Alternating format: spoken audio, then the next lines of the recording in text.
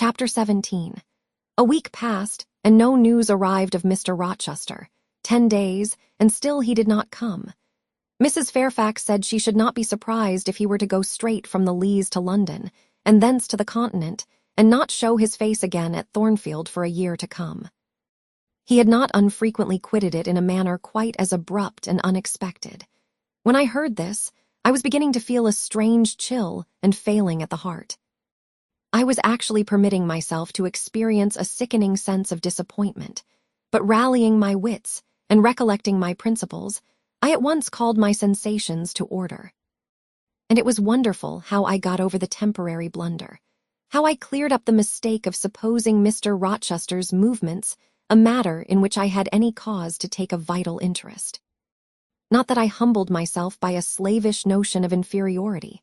On the contrary, I just said, "You have nothing to do with the master of Thornfield, further than to receive the salary he gives you for teaching his protégé, and to be grateful for such respectful and kind treatment as, if you do your duty, you have a right to expect at his hands.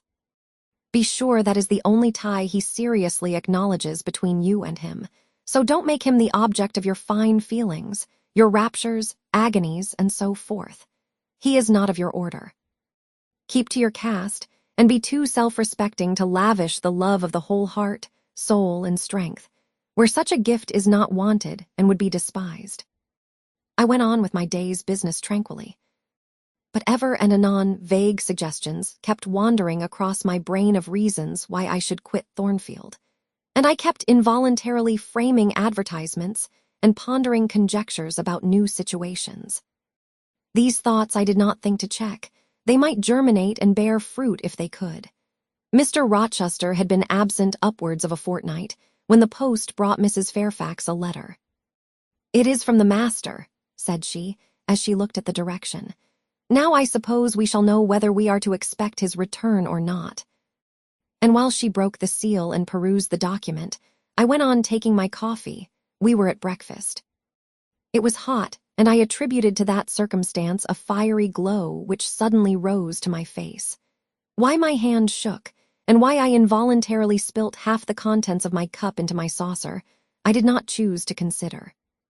"Well, I sometimes think we are too quiet, but we run a chance of being busy enough now, for a little while at least," said Mrs. Fairfax, still holding the note before her spectacles. Ere I permitted myself to request an explanation, I tied the string of Adele's pinafore, which happened to be loose. Having helped her also to another bun and refilled her mug with milk, I said, nonchalantly, "Mr. Rochester is not likely to return soon, I suppose." "Indeed he is, in 3 days, he says. That will be next Thursday, and not alone either. I don't know how many of the fine people at the Leas are coming with him. He sends directions for all the best bedrooms to be prepared, and the library and drawing rooms are to be cleaned out. I am to get more kitchen hands from the George Inn at Millcote, and from wherever else I can. And the ladies will bring their maids, and the gentlemen their valets, so we shall have a full house of it." And Mrs. Fairfax swallowed her breakfast and hastened away to commence operations. The 3 days were, as she had foretold, busy enough. I had thought all the rooms at Thornfield beautifully clean and well arranged, but it appears I was mistaken. 3 women were got to help, and such scrubbing, such brushing, such washing of paint and beating of carpets, such taking down and putting up of pictures, such polishing of mirrors and lustres, such lighting of fires in bedrooms, such airing of sheets and feather beds on hearths, I never beheld either before or since. Adele ran quite wild in the midst of it. The preparations for company and the prospect of their arrival seemed to throw her into ecstasies. She would have Sophie to look over all her toilettes, as she called frocks, to furbish up any that were passés, and to air and arrange the new. For herself, she did nothing but caper about in the front chambers, jump on and off the bedsteads, and lie on the mattresses and piled up bolsters and pillows before the enormous fires roaring in the chimneys. From school duties she was exonerated. Mrs. Fairfax had pressed me into her service, and I was all day in the storeroom, helping or hindering her and the cook, learning to make custards and cheesecakes and French pastry, to truss game and garnish dessert dishes. The party were expected to arrive on Thursday afternoon, in time for dinner at 6. During the intervening period, I had no time to nurse chimeras, and I believe I was as active and gay as anybody, Adele excepted. Still, now and then, I received a damping check to my cheerfulness, and was, in spite of myself, thrown back on the region of doubts and portents and dark conjectures. This was when I chanced to see the third-story staircase door, which of late had always been kept locked, open slowly, and give passage to the form of Grace Poole in prim cap, white apron, and handkerchief. When I watched her glide along the gallery, her quiet tread muffled in a list slipper, when I saw her look into the bustling, topsy-turvy bedrooms, just say a word, perhaps, to the charwoman about the proper way to polish a grate, or clean a marble mantelpiece, or take stains from papered walls, and then pass on. She would thus descend to the kitchen once a day, eat her dinner, smoke a moderate pipe on the hearth, and go back, carrying her pot of porter with her for her private solace in her own gloomy upper haunt. Only 1 hour in the 24 did she pass with her fellow servants below. All the rest of her time was spent in some low-ceiled, oaken chamber of the second story. There she sat and sewed, and probably laughed drearily to herself, as companionless as a prisoner in his dungeon. The strangest thing of all was that not a soul in the house, except me, noticed her habits or seemed to marvel at them. No one discussed her position or employment. No one pitied her solitude or isolation. I once, indeed, overheard part of a dialogue between Lee and one of the charwomen, of which Grace formed the subject. Lee had been saying something I had not caught, and the charwoman remarked, "She gets good wages, I guess." "Yes," said Lee. "I wish I had as good, not that mine are to complain of. There's no stinginess at Thornfield. But they're not 1/5 of the sum Mrs. Poole receives. And she is laying by. She goes every quarter to the bank at Millcote. I should not wonder, but she has saved enough to keep her independent if she liked to leave. But I suppose she's got used to the place, and then she's not 40 yet, and strong and able for anything. It is too soon for her to give up business." "She is a good hand, I dare say," said the charwoman. "Ah, she understands what she has to do. Nobody better," rejoined Lee significantly. "And it is not every one could fill her shoes, not for all the money she gets." "That it is not," was the reply. "I wonder whether the master—" The charwoman was going on, but here Lee turned and perceived me, and she instantly gave her companion a nudge. "Doesn't she know?"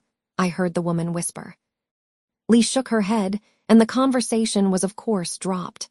All I had gathered from it amounted to this, that there was a mystery at Thornfield, and that from participation in that mystery I was purposely excluded. Thursday came. All work had been completed the previous evening.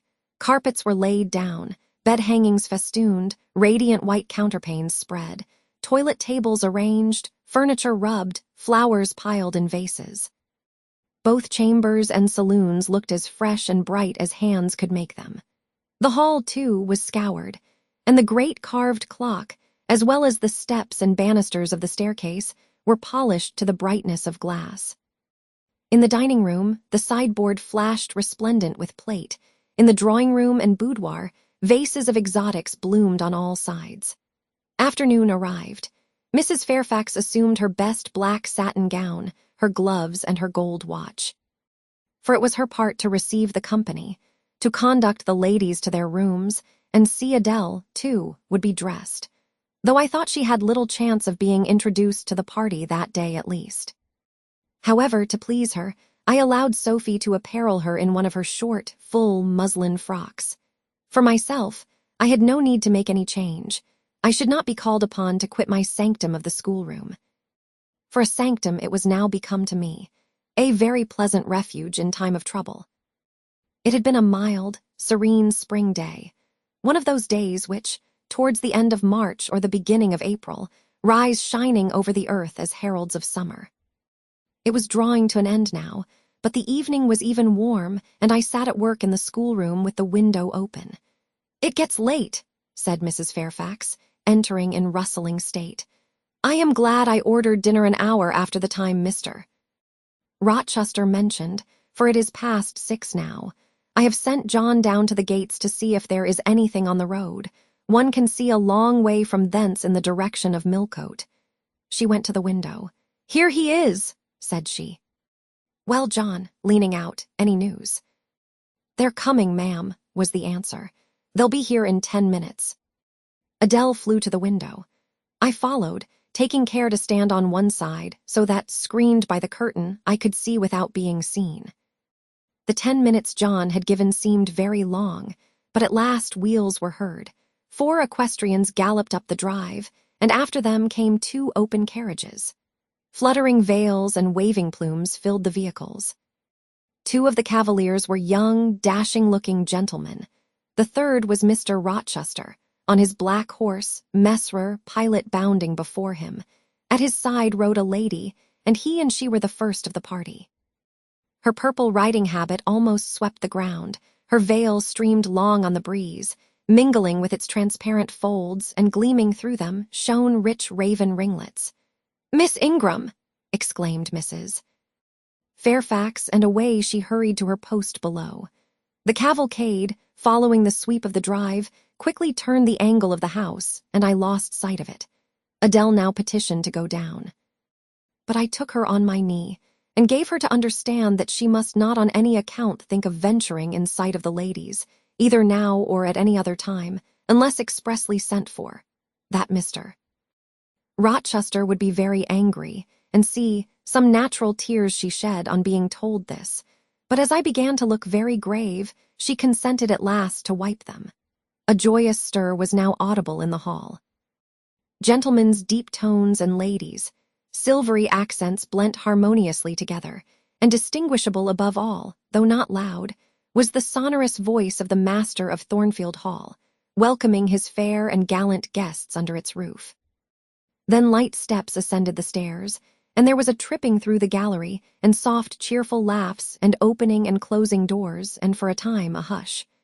"Elle's changent de toilettes," said Adele, who, listening attentively, had followed every movement, and she sighed. "Chez Mammon," said she, "quand il y avait du monde, je le suivis partout, au salon at Alleur's chambers. Souvent je regardais les femmes de chambre coiffer, et habiller les dames, et c'est si amusant. Comme cela on apprend." "Don't you feel hungry, Adele?" "Mais oui, mademoiselle. Voilà 5, aux 6 heures que nous en avons pas mangé." "Well now, while the ladies are in their rooms, I will venture down and get you something to eat." And issuing from my asylum with precaution, I sought a back stairs which conducted directly to the kitchen. All in that region was fire and commotion. The soup and fish were in the last stage of projection, and the cook hung over her crucibles in a frame of mind and body threatening spontaneous combustion. In the servants' hall 2 coachmen and 3 gentlemen stood or sat round the fire. The Abigails, I suppose, were upstairs with their mistresses. The new servants that had been hired from Millcote were bustling about everywhere. Threading this chaos, I at last reached the larder. There I took possession of a cold chicken, a roll of bread, some tarts, a plate or 2, and a knife and fork. With this booty I made a hasty retreat. I had regained the gallery, and was just shutting the back door behind me, when an accelerated hum warned me that the ladies were about to issue from their chambers. I could not proceed to the schoolroom without passing some of their doors, and running the risk of being surprised with my cargo of victualage. So I stood still at this end, which, being windowless, was dark, quite dark now, for the sun was set and twilight gathering. Presently the chambers gave up their fair tenants one after another. Each came out gaily and airily, with dress that gleamed lustrous through the dusk. For a moment they stood grouped together at the other extremity of the gallery, conversing in a key of sweet, subdued vivacity. They then descended the staircase almost as noiselessly as a bright mist rolls down a hill. Their collective appearance had left on me an impression of high-born elegance, such as I had never before received. I found Adele peeping through the schoolroom door, which she held ajar. "What beautiful ladies!" cried she in English. "Oh, I wish I might go to them. Do you think Mr. Rochester will send for us by and by, after dinner?" "No, indeed, I don't. Mr. Rochester has something else to think about. Never mind the ladies tonight. Perhaps you will see them tomorrow. Here is your dinner." She was really hungry, so the chicken and tarts served to divert her attention for a time. It was well I secured this forage, or both I, and Sophie, to whom I conveyed a share of our repast, would have run a chance of getting no dinner at all. Everyone downstairs was too much engaged to think of us. The dessert was not carried out till after 9, and at 10 footmen were still running to and fro with trays and coffee cups.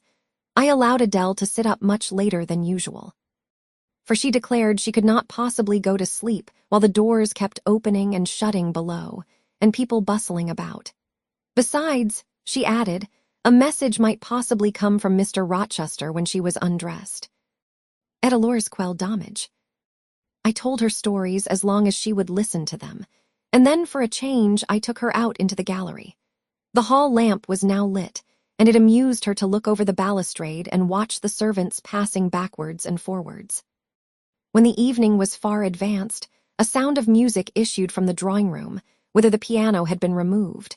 Adele and I sat down on the top step of the stairs to listen. Presently a voice blent with the rich tones of the instrument. It was a lady who sang, and very sweet her notes were. The solo over, a duet followed, and then a glee. A joyous conversational murmur filled up the intervals.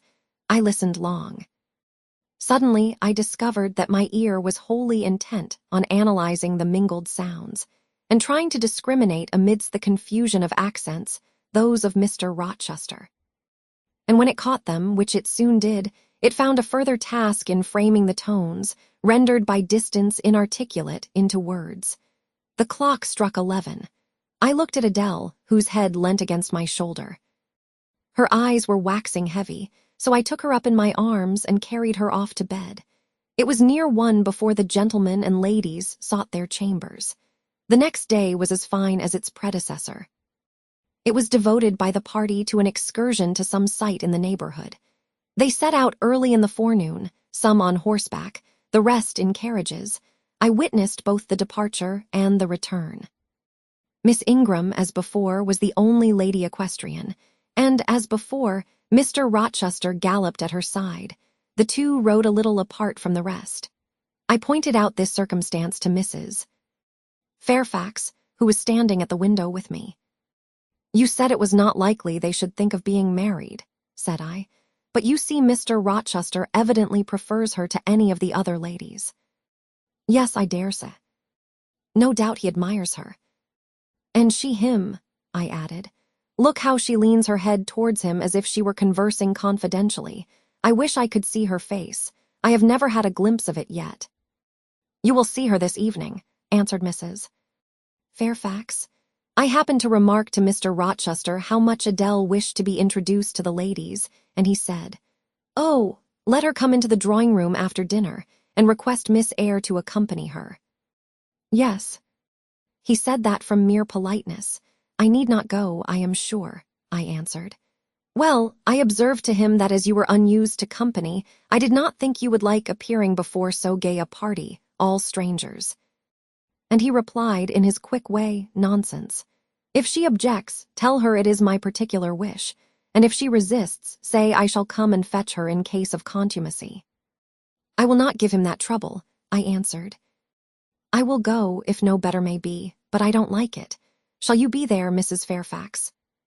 "No," I pleaded off, and he admitted my plea. "I'll tell you how to manage so as to avoid the embarrassment of making a formal entrance, which is the most disagreeable part of the business. You must go into the drawing-room while it is empty, before the ladies leave the dinner table. Choose your seat in any quiet nook you like. You need not stay long after the gentlemen come in, unless you please. Just let Mr. Rochester see you are there, and then slip away. Nobody will notice you." "Will these people remain long, do you think?" "Perhaps 2 or 3 weeks, certainly not more. After the Easter recess, Sir George Lynn, who was lately elected member for Millcote, will have to go up to town and take his seat. I dare say Mr. Rochester will accompany him. It surprises me that he has already made so protracted a stay at Thornfield." It was with some trepidation that I perceived the hour approach. when I was to repair with my charge to the drawing room. Adele had been in a state of ecstasy all day, after hearing she was to be presented to the ladies in the evening, and it was not till Sophie commenced the operation of dressing her that she sobered down. Then the importance of the process quickly steadied her, and by the time she had her curls arranged in well-smoothed, drooping clusters, her pink satin frock put on, her long sash tied, and her lace mittens adjusted, she looked as grave as any judge. No need to warn her not to disarrange her attire. When she was dressed, she sat demurely down in her little chair, taking care previously to lift up the satin skirt for fear she should crease it, and assured me she would not stir thence till I was ready. This I quickly was. My best dress, the silver-gray one, purchased for Miss Temple's wedding and never worn since, was soon put on. My hair was soon smoothed. My sole ornament, the pearl brooch, soon assumed. We descended. Fortunately, there was another entrance to the drawing-room than that through the saloon where they were all seated at dinner.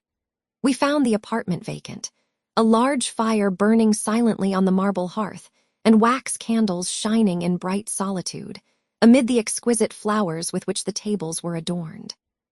The crimson curtain hung before the arch. Slight as was the separation this drapery formed from the party in the adjoining saloon, they spoke in so low a key that nothing of their conversation could be distinguished beyond a soothing murmur. Adele, who appeared to be still under the influence of a most solemnizing impression, sat down, without a word, on the footstool I pointed out to her. I retired to a window seat and, taking a book from a table near, endeavored to read. Adele brought her stool to my feet. Ere long she touched my knee. "What is it, Adele?" "ESDC, quegini puis pas prendre une seule de ces fleurs magnifiques, mademoiselle. Seulement pour compléter ma toilette." "You think too much of your toilette, Adele, but you may have a flower." And I took a rose from a vase and fastened it in her sash. She sighed a sigh of ineffable satisfaction, as if her cup of happiness were now full. I turned my face away to conceal a smile I could not suppress. There was something ludicrous as well as painful in the little Parisienne's earnest and innate devotion to matters of dress. A soft sound of rising now became audible. The curtain was swept back from the arch. Through it appeared the dining room, with its lit luster pouring down light on the silver and glass of a magnificent dessert service covering a long table. A band of ladies stood in the opening. They entered, and the curtain fell behind them. There were but 8, yet somehow as they flocked in, they gave the impression of a much larger number. Some of them were very tall, many were dressed in white, and all had a sweeping amplitude of array that seemed to magnify their persons as a mist magnifies the moon. I rose and curtsied to them. 1 or 2 bent their heads in return, the others only stared at me. They dispersed about the room, reminding me, by the lightness and buoyancy of their movements, of a flock of white plumy birds. Some of them threw themselves in half-reclining positions on the sofas and ottomans. Some bent over the tables and examined the flowers and books. The rest gathered in a group round the fire. All talked in a low but clear tone which seemed habitual to them. I knew their names afterwards, and may as well mention them now. First, there was Mrs. Eshton and 2 of her daughters. She had evidently been a handsome woman, and was well preserved still. Of her daughters, the eldest, Amy, was rather little, naive and childlike in face and manner, and piquant in form. Her white muslin dress and blue sash became her well. The second, Louisa, was taller and more elegant in figure, with a very pretty face, of that order the French term minois chiffonné. Both sisters were fair as lilies. Lady Lynn was a large and stout personage of about 40, very erect, very haughty-looking, richly dressed in a satin robe of changeful sheen. Her dark hair shone glossily under the shade of an azure plume, and within the circlet of a band of gems. Mrs. Colonel Dent was less showy, but I thought more ladylike. She had a slight figure, a pale, gentle face and fair hair. Her black satin dress, her scarf of rich foreign lace and her pearl ornaments pleased me better than the rainbow radiance of the titled dame. But the 3 most distinguished, partly, perhaps, because the tallest figures of the band, were the Dowager Lady Ingram and her daughters, Blanche and Mary. They were all three of the loftiest stature of women. The dowager might be between 40 and 50. Her shape was still fine. Her hair, by candlelight at least, still black.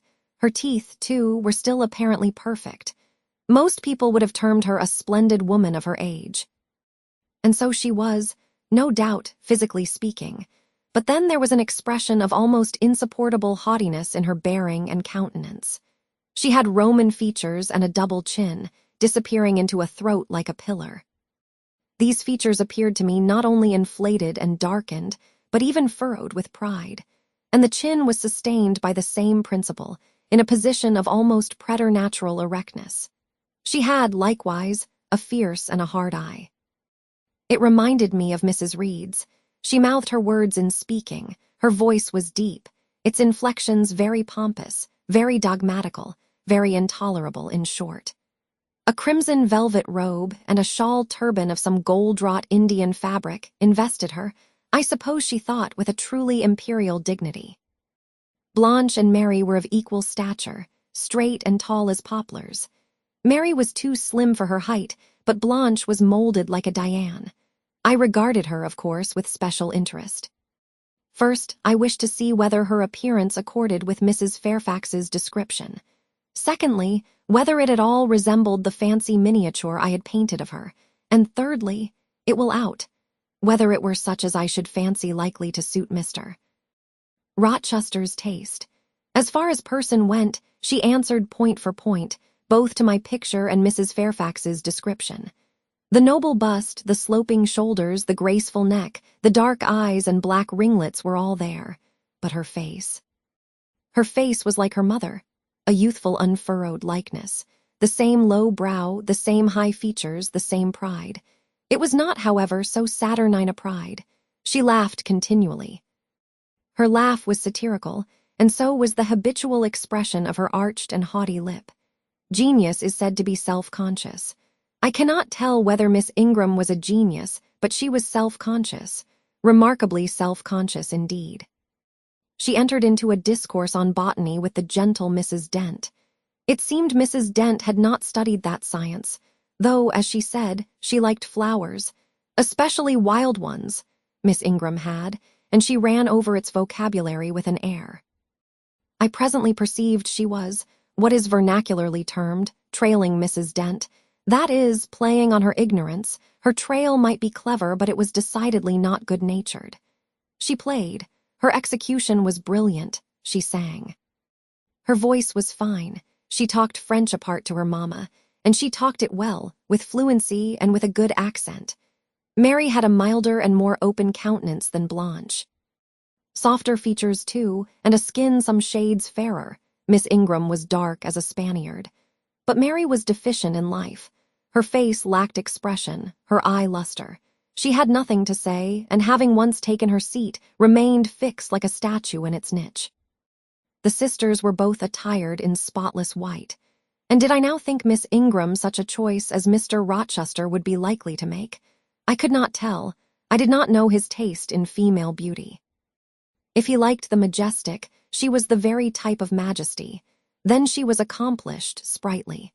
Most gentlemen would admire her, I thought, and that he did admire her, I already seemed to have obtained proof.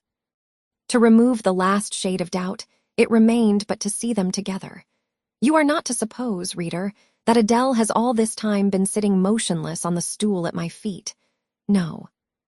When the ladies entered, she rose, advanced to meet them, made a stately reverence, and said with gravity, "Bonjour, mesdames."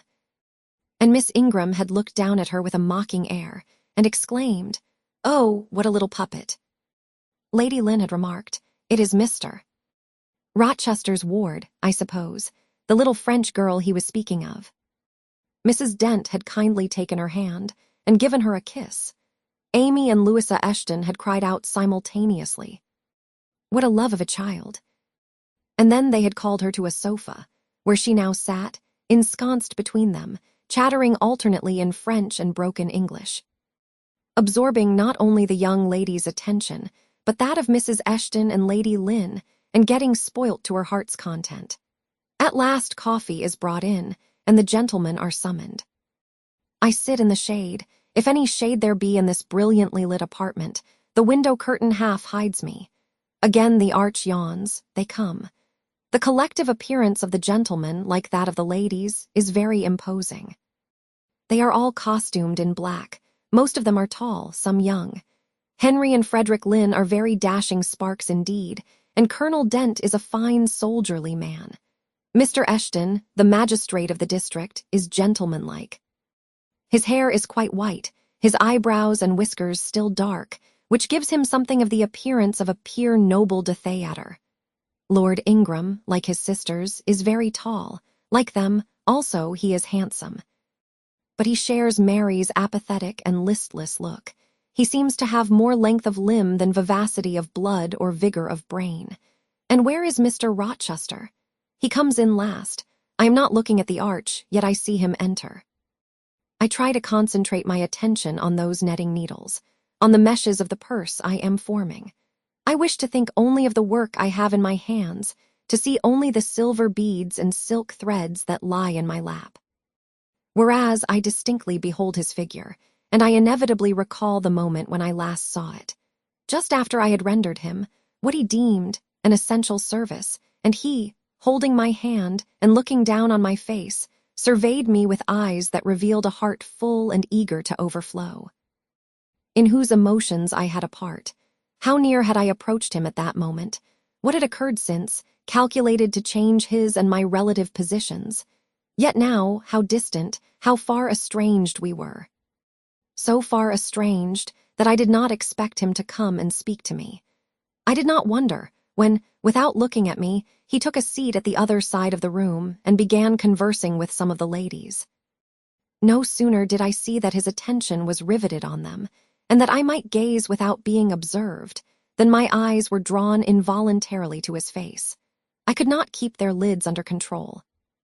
They would rise, and the irids would fix on him. I looked, and had an acute pleasure in looking, a precious yet poignant pleasure, pure gold with a steely point of agony, a pleasure like what the thirst-perishing man might feel who knows the well to which he has crept is poisoned, yet stoops and drinks divine draughts nevertheless. Most true is it that beauty is in the eye of the gazer. My master's colorless, olive face, square, massive brow, broad and jetty eyebrows, deep eyes, strong features, firm, grim mouth, all energy, decision, will, were not beautiful according to rule. But they were more than beautiful to me. They were full of an interest, an influence that quite mastered me, that took my feelings from my own power and fettered them in his. I had not intended to love him. The reader knows I had wrought hard to extirpate from my soul the germs of love there detected, and now, at the first renewed view of him, they spontaneously arrived, green and strong. He made me love him without looking at me. I compared him with his guests. What was the gallant grace of the Lynns, the languid elegance of Lord Ingram, even the military distinction of Colonel Dent, contrasted with his look of native pith and genuine power? I had no sympathy in their appearance, their expression. Yet I could imagine that most observers would call them attractive, handsome, imposing, while they would pronounce Mr. Rochester at once harsh-featured and melancholy-looking. I saw them smile, laugh. It was nothing. The light of the candles had as much soul in it as their smile, the tinkle of the bell as much significance as their laugh. I saw Mr. Rochester smile. His stern features softened. His eye grew both brilliant and gentle, its ray both searching and sweet. He was talking, at the moment, to Louisa and Amy Eshton. I wondered to see them receive with calm that look which seemed to me so penetrating. I expected their eyes to fall, their color to rise under it, yet I was glad when I found they were in no sense moved. He is not to them what he is to me, I thought. He is not of their kind. I believe he is of mine. I am sure he is. I feel akin to him. I understand the language of his countenance and movements. Though rank and wealth sever us widely, I have something in my brain and heart, in my blood and nerves, that assimilates me mentally to him. Did I say, a few days since, that I had nothing to do with him but to receive my salary at his hands? Did I forbid myself to think of him in any other light than as a paymaster? Blasphemy against nature. Every good, true, vigorous feeling I have gathers impulsively round him. I know I must conceal my sentiments. I must smother hope. I must remember that he cannot care much for me. For when I say that I am of his kind, I do not mean that I have his force to influence and his spell to attract. I mean only that I have certain tastes and feelings in common with him. I must, then, repeat continually that we are forever sundered. And yet, while I breathe and think, I must love him. Coffee is handed. The ladies, since the gentlemen entered, have become lively as larks. Conversation waxes brisk and merry. Colonel Dent and Mr. Eshton argue on politics. Their wives listen. The two proud dowagers, Lady Lynn and Lady Ingram, confabulate together. Sir George, whom, by the by, I have forgotten to describe, a very big and very fresh-looking country gentleman, stands before their sofa, coffee cup in hand, and occasionally puts in a word. Mr. Frederick Lynn has taken a seat beside Mary Ingram, and is showing her the engravings of a splendid volume. She looks, smiles now and then, but apparently says little. The tall and phlegmatic Lord Ingram leans with folded arms on the chairback of the little and lively Amy Eshton. She glances up at him, and chatters like a wren. She likes him better than she does Mr. Rochester. Henry Lynn has taken possession of an ottoman at the feet of Louisa. Adele shares it with him. He is trying to talk French with her, and Louisa laughs at his blunders. With whom will Blanche Ingram pair? She is standing alone at the table, bending gracefully over an album. She seems waiting to be sought, but she will not wait too long. She herself selects a mate. Mr. Rochester, having quitted the Eshtons, stands on the hearth as solitary as she stands by the table. She confronts him, taking her station on the opposite side of the mantelpiece. Mr. Rochester, I thought you were not fond of children. Nor am I.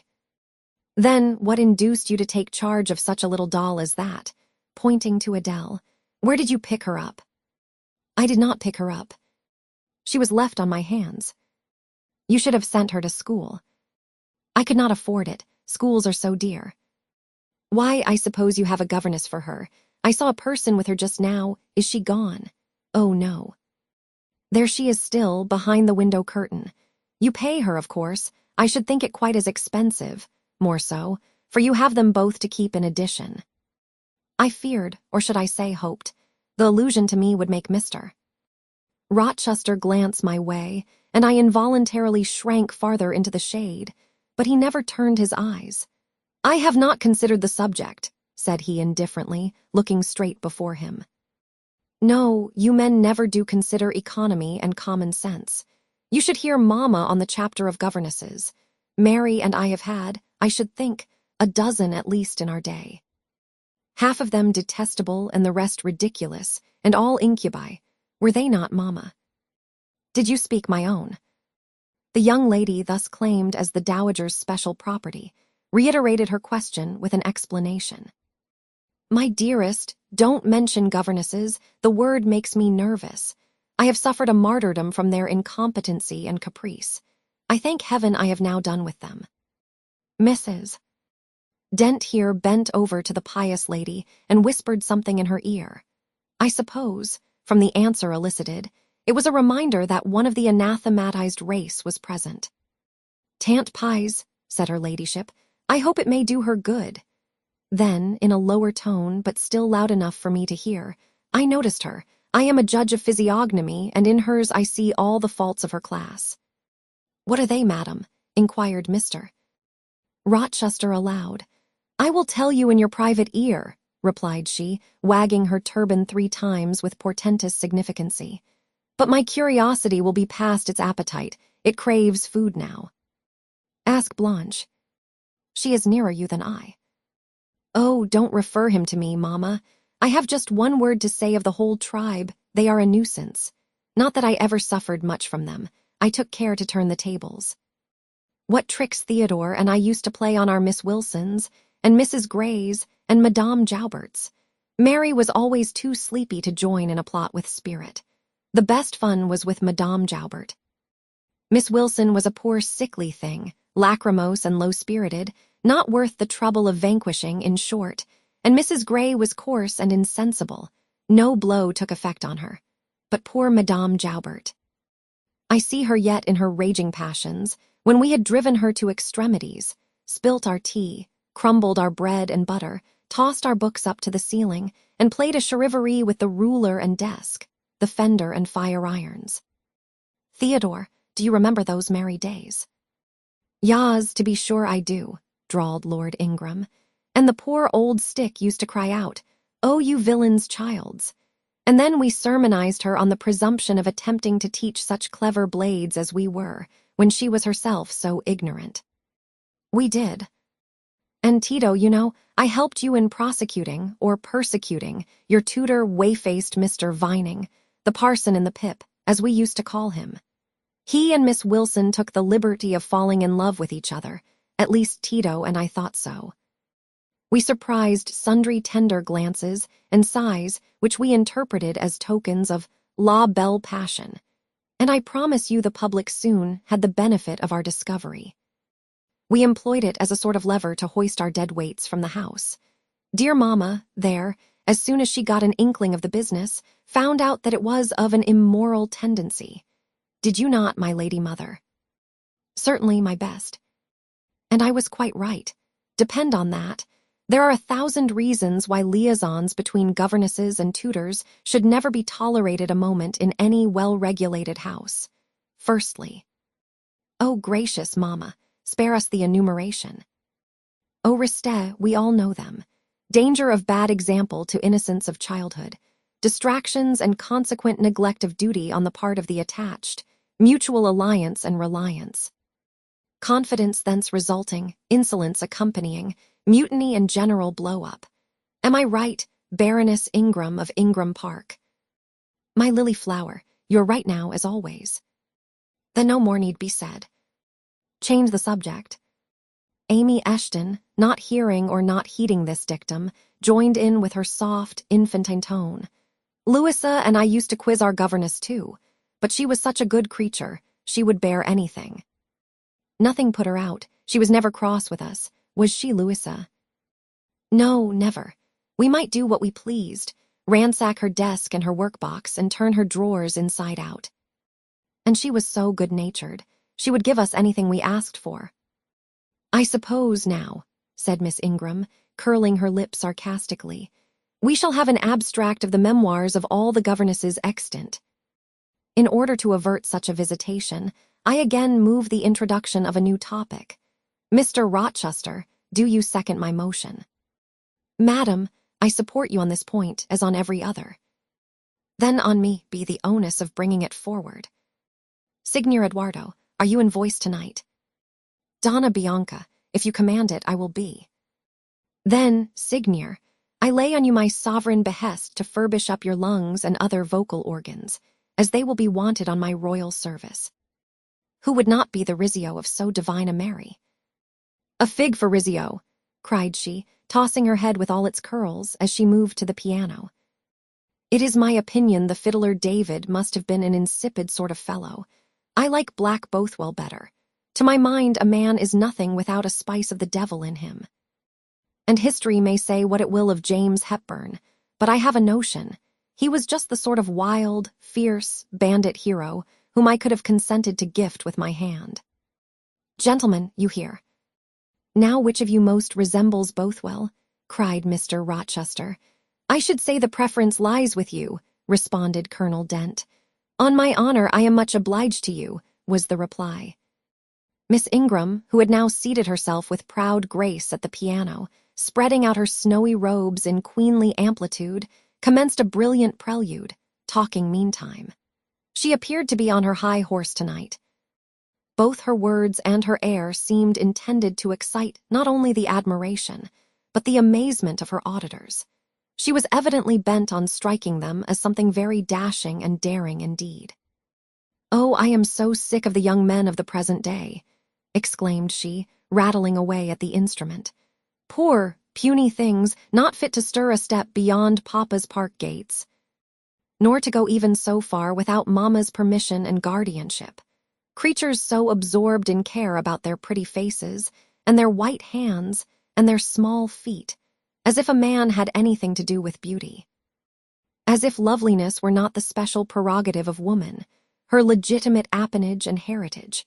I grant an ugly woman is a blot on the fair face of creation, but as to the gentlemen, let them be solicitous to possess only strength and valor.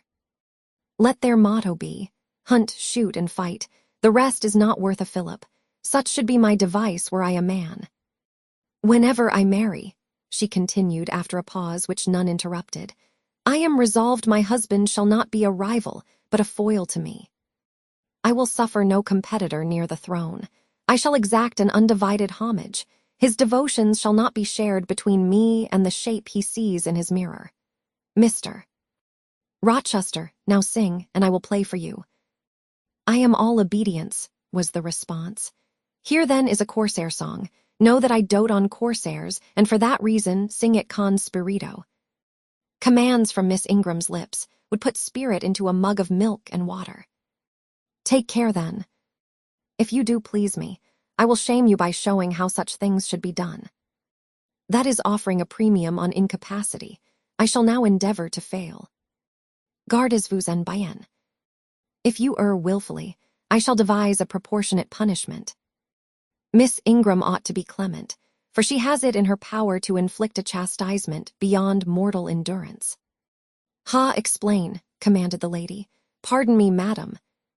No need of explanation. Your own fine sense must inform you that one of your frowns would be a sufficient substitute for capital punishment. Sing, said she, and again touching the piano, she commenced an accompaniment in spirited style. Now is my time to slip away, thought I, but the tones that then severed the air arrested me. Mrs. Fairfax had said Mr. Rochester possessed a fine voice. He did, a mellow, powerful bass into which he threw his own feeling, his own force. Finding a way through the ear to the heart, and their waking sensation strangely. I waited till the last deep and full vibration had expired, till the tide of talk, checked an instant, had resumed its flow. I then quitted my sheltered corner and made my exit by the side door, which was fortunately near. Thence a narrow passage led into the hall. In crossing it, I perceived my sandal was loose. I stopped to tie it, kneeling down for that purpose on the mat at the foot of the staircase. I heard the dining-room door unclose. A gentleman came out. Rising hastily, I stood face to face with him. It was Mr. Rochester. "How do you do?" he asked. "I am very well, sir." "Why did you not come and speak to me in the room?" I thought I might have retorted the question on him who put it, but I would not take that freedom. I answered, "I did not wish to disturb you, as you seemed engaged, sir." "What have you been doing during my absence?" "Nothing particular, teaching Adele as usual." "And getting a good deal paler than you were, as I saw at first sight." "What is the matter?" "Nothing at all, sir." "Did you take any cold that night you half drowned me?" "Not the least." "Return to the drawing-room. You are deserting too early." "I am tired, sir." He looked at me for a minute, and a little depressed, he said, "What about? Tell me." Nothing, sir. I am not depressed." "But I affirm that you are. So much depressed that a few more words would bring tears to your eyes. Indeed, they are there now, shining and swimming.